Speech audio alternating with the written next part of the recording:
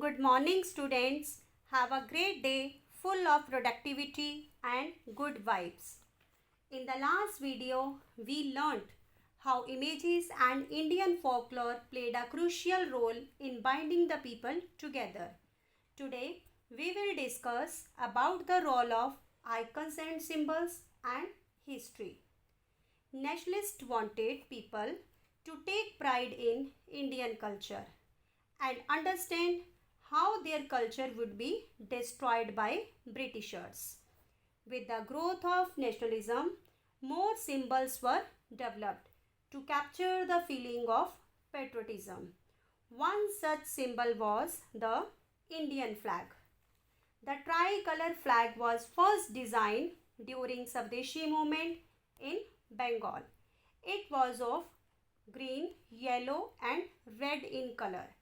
It had 8 lotuses representing 8 provinces of British India and crescent moon representing Hindus and Muslims.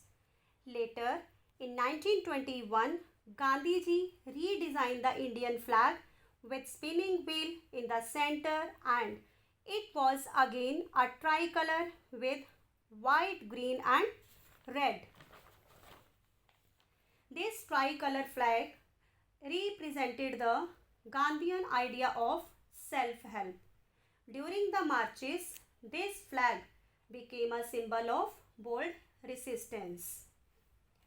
Another means of creating feelings of nationalism was through reinterpretation of history. Reinterpretation means an action of interpreting, that is, representing or explaining something in a new way. India starts feeling that in order to create the sense of pride in the nation, Indian history had to be thought differently.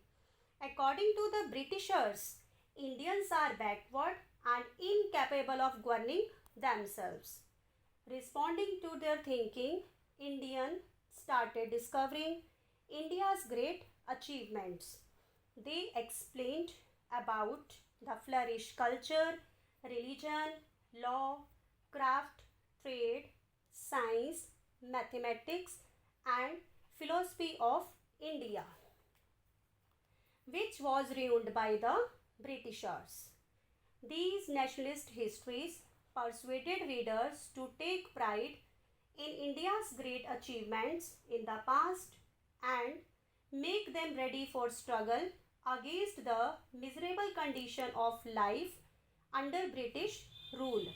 So, here we have discussed about the role of images, Indian folklore, icons and history in creating the sense of collective belongingness among people.